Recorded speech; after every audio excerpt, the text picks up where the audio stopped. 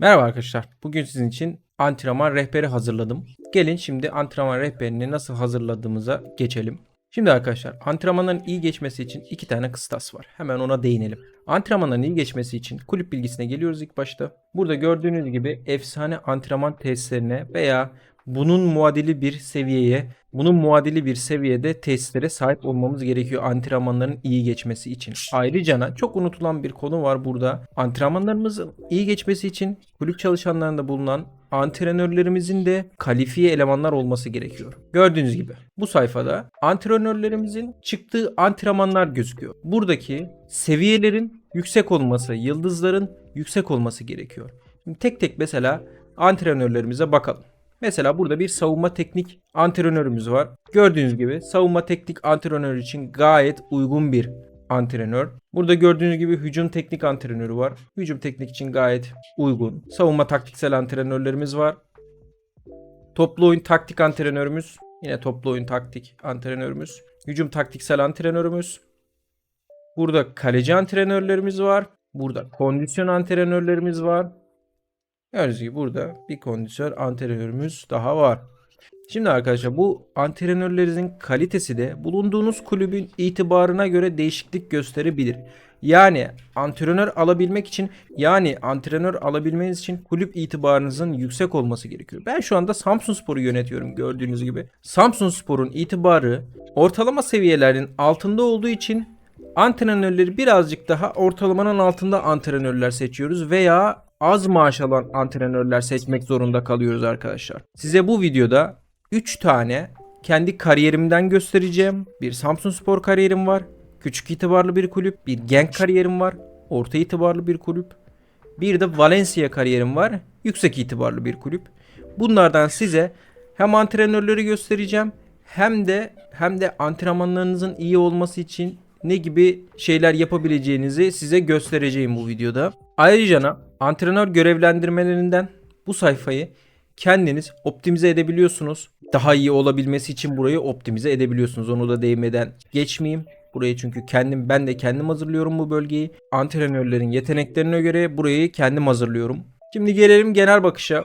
Burada gördüğünüz gibi haftalık antrenman hazırlama tablosu var. Buraya çok fazla değinmeyeceğim arkadaşlar. Burası çünkü tam manasıyla çalışmayan bir bölge. FM 2024 açıklandı. Bu yıl burayı düzeltecekleri söyleniyor. Bakalım FM 2024'te bunun rehberini yaparız. Burada gördüğünüz gibi gruplar var. Kaleci grupları, hücum grubu, savunma grubu. 3 gruba ayrılmış durumda. Buradaki gruplar kendi mevkilerine göre çalışıyorlar arkadaşlar. Burada gördüğünüz gibi mentörlükler var. Bu mentörlüklerde olan olayı size açıklayayım. Mentörlüklerde genelde 3 veya 6 kişiden oluşuyor. En az 3, en fazla 6 kişi veya daha fazla da yapabiliyorsunuz ama daha fazla yaparsanız mentörlük grubu bozulabiliyor. Burada bir kulübün... Ya Yumi! Örnek veriyorum. Kaleci mentörlük grubunun lideri Nicholas Headley'miş. Gördüğünüz gibi oyuncunun hem mevcut yeteneğinin yüksek olması hem de bu grupta yüksek nüfusu olmasından kaynaklı bu grubun lideri Nicholas Headley. Şimdi buradaki mentörlük grubunda değişken ne oluyor? Bu mentörlük grubunda kişinin karakteri yani kişiliği ön planda oluyor. Örnek veriyorum buradaki Nicholas Headley'nin karakteri kararlı bir kişiliğe sahipmiş. Kararlı bir kişiliğe sahip olan ortalama bir kişilik olarak geçiyor FM23'te bu kararlı kişiliği. Örnek veriyorum Berkay Çetin. Gördüğünüz gibi lejyonermiş kendisi. Ne diyor? Kendi çıkarlarına öncelik veren ve paragöz biri olduğu söylenilebilir.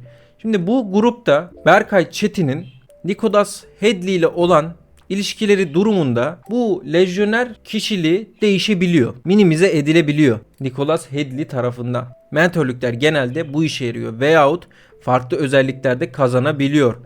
Random bir şekilde. Örnek veriyorum uzun top dener mesela. Ya da uzun mesafe pasları dener.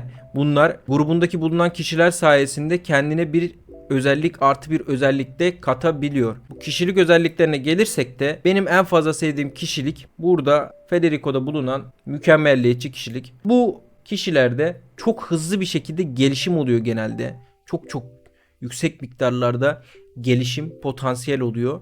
Bunu da söylemeden geçmeyeyim. Şimdi gelelim bireysel antrenmanlara arkadaşlar. Gördüğünüz gibi bireysel antrenmanları ben kendim tek tek elimle veriyorum. Size de bunu tavsiye ediyorum.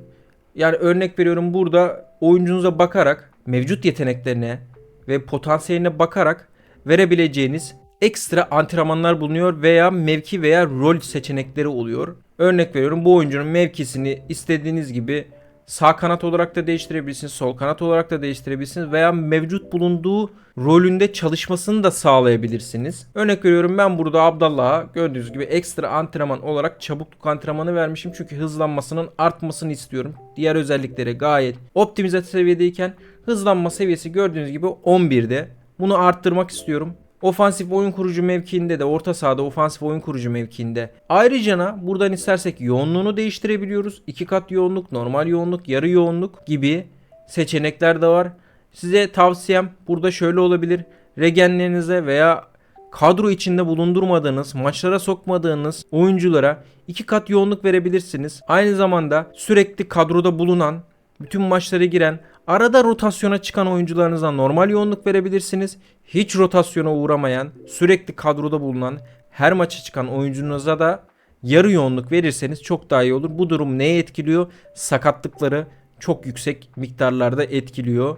Burada örnek veriyorum. Oyuncunuzu sürekli her maç oynatıp da 2 kat yoğunlukta antrenman yaptırırsanız oyuncularınız çok sık sakatlanabilir.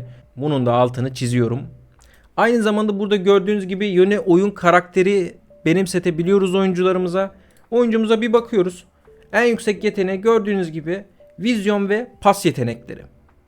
Teknik manada baktığımız zaman o zaman bu oyuncuya bu oyun karakterinde bir özellik vermemiz gerekiyor. Hemen bakalım. Pas antrenmanlarına bakalım. Gördüğünüz gibi Abdallah uzun mesafeli paslar deneme huyunu edinmek için özel bir antrenman programı uygulanmasını istiyorum.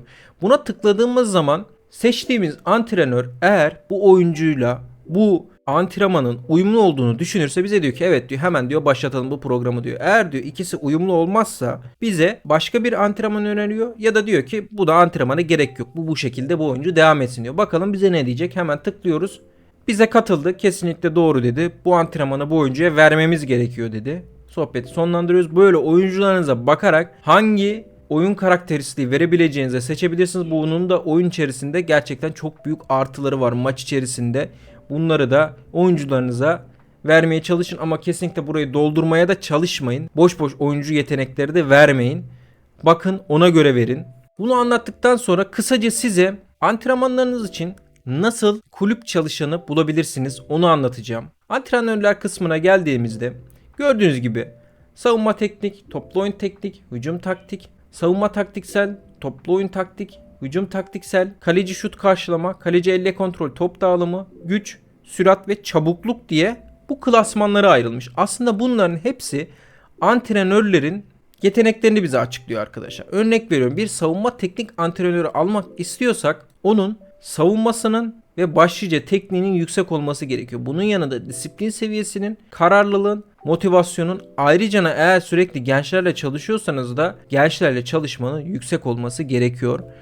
Kulüp çalışanlarına gelip personel aramaya tıkladıktan sonra burada antrenör rollerinden savunma taktiksel rolüne bakıyoruz. Gördüğünüz gibi önümüze seçenekleri düşürdükçe farklı antrenörler gelebiliyor. Burada antrenörlerinizi en maksimum seviyede tutmanız veya sürekli kulüp hedefleri kısmından yönetimde talepte bulunarak teknik heyet imkanlarını üst düzeye çıkartabiliriz. Bunu da unutmayalım. Aynı şekilde yine kulüp hedefleri kısmından da yönetimden antrenman tesislerini yükseltmek için talepte bulunabiliriz. Bunu da es geçmeyin. Çıktıkça yönetimden sürekli talepte bulunun arkadaşlar. Şimdi arkadaşlar size bu kısmı teorik olarak anlattım. Ancak bunu pratiğe de dökmek istiyorum. Yani dediğim gibi size 3 tane kariyerimi göstereceğim. Bu 3 kariyerimde en fazla gelişim gösteren oyuncularımı size tek tek göstereceğim. Neler yaptığımı size gösterdim. Bunun sonucunda da oyuncuların bu durumdan nasıl etkilendiğini size göstereceğim. Evet arkadaşlar, durumu daha iyi algılayabilmeniz için kameramı kapattım. Gördüğünüz gibi Yoldaş Kanalı'ya bakıyoruz burada. 18 yaşından beri toplamda ne kadar gelişim gösterdiğini buradan görüyoruz. Gördüğünüz gibi muazzam bir gelişim göstermiş. Neredeyse her özelliğinden en az 2 tane stat yükseltmiş. Burada da Abdallah'ı görüyoruz. Yine 18 yaşından beri olan statlarını burada görüyoruz. Gördüğünüz gibi en az bir stat alarak kendini geliştirmiş bir oyuncu daha. Evet arkadaşlar, daha önce gösterdiğim oyuncular regen oyunculardı. Burada da gerçek bir oyuncu var, Atakan Keskin. Verdiğimiz antrenmanlar sayesinde Atakan'ın ne kadar geliştiğini buradan görüyorsunuz değil mi arkadaşlar? Normal bir oyuncu olmasına ve potansiyelinin çok az olmasına rağmen 4 yıldaki gelişimi bu seviyede. Evet, yine gerçek bir oyuncu Mehmet Aydın. Mehmet Aydın'ın da gelişim istatistikleri burada. Evet, kadroda oynamayan ancak antrenmanları çıkan bir oyuncumuz bu. Maç kadrosunda bulunmadığı için daha az gelişim göstermiş. Meta oyuncumuzunsa hem maçları çıkıyor hem de antrenmanlarını alan oyuncunun gelişim istatistiklerini burada görüyorsunuz arkadaşlar. Muazzam bir gelişimi var kesinlikle. 17 yaşından beri elimizde bulunan bir futbolcu. Evet arkadaşlar, Samsunspor kariyerimde gösterdikten sonra size Genk kariyerimdeki oyuncu gelişim istatistiklerini göstereceğim. Hemen o kariyerimize geçelim. Evet arkadaşlar, Genk kariyerimizdeki oyuncu gelişim istatistiklerini gösteriyorum şu anda size. Burada bir regen oyuncumuzun antrenmanlar ve maç kadrosunda bulunmaz sonucunda gelişim istatistiklerini görüyorsunuz. Aynı zamanda Genk'te de antrenörler ve antrenman tesislerinin gelişmiş olduğuna da değineyim. Burada başka bir oyuncumuzun gelişim istatistikleri. Bu da regen bir oyuncu. Bu da Carlos Peruzzi'nin gelişim istatistiklerini. Bu da regen bir oyuncu. Evet, regen olmayan gerçek bir oyuncunun gelişim istatistikleri de bu seviyelerde. Burada da regen olmayan bir oyuncunun gelişim istatistiklerini görüyoruz. Nicolas Castro. Evet arkadaşlar, burada da yine regen oyuncumuz olan Johan Kramers'in gelişim istatistiklerini görüyoruz. Ortalamanın bir tık altı olan bir oyuncu bu arkadaşlar. Gördüğünüz gibi doğru antrenmanlar ve maç kadrosunda bulunma sonucunda bir regenin ne kadar yüksek miktarlarda gelişim gösterebileceğini buradan görüyorsunuz arkadaşlar. Hiçbir regen kötü değildir. Kesinlikle maç kadrosunda bulunmasına ve doğru antrenmanlar verilmesi sayesinde onu yüksek oyuncu potansiyeline çıkartabilirsiniz, dinamik potansiyel sayesinde. Evet, burada da başka bir regen oyuncumuzun gelişim istatistiklerini görüyoruz. Evet, başka bir oyuncumuzun muazzam gelişimini göstermek istiyorum size arkadaşlar. Genk kariyerimi gösterdikten sonra şimdi de yüksek itibarlı Valencia kariyerime geçiyorum arkadaşlar. Evet, Valencia kariyerimizde de oyuncularımızın ne kadar geliştiğine hemen bakalım. Gerçek bir oyuncu olan Eria Kalpıl'ın kalecimizin ne kadar geliştiğine bakalım. Burada bir regenin gelişim istatistikleri. Burada da gerçek bir oyuncunun gelişim istatistiklerini görüyoruz. Evet arkadaşlar, burada da Andres Borset'i gösteriyorum. Her oyuncu istediğiniz gibi gelişemiyor arkadaşlar. Yapılan hatalar olabiliyor. Benim de burada yaptığım hatalar var. Bu yüzden bu oyuncu gelişemedi. Wonderkid olmasına ve maç kadrosunda bulunmasına rağmen farklı sebeplerden dolayı gelişemedi arkadaşlar. Bunu farklı sebep olarak ne gösterebilirim? Sözleşmesini vermediğimizden dolayı, oyuncuyla ters düştüğümüzden dolayı bunlar antrenman performansına sirayet edebiliyor arkadaşlar. Bu gibi durumlarda da oyuncunun gelişimi kısıtlanabiliyor. Bunu örnek olsun diye gösteriyorum. Burada da tam tersi bir durum var arkadaşlar. Conor Gallagher yine Wonderkid olan bir oyuncunun gelişim istatistiklerini burada görüyoruz arkadaşlar. Burada da üst düzey bir durumu gösteriyorum size arkadaşlar. Bir yılda bir oyuncunun ne kadar fazla stat alabileceğini size gösteriyorum. Emre oyuncumuz bir yıl içerisinde bu kadar fazla stat aldı. Evet, yine bir regen oyuncumuzun statları. Başka bir oyuncumuz.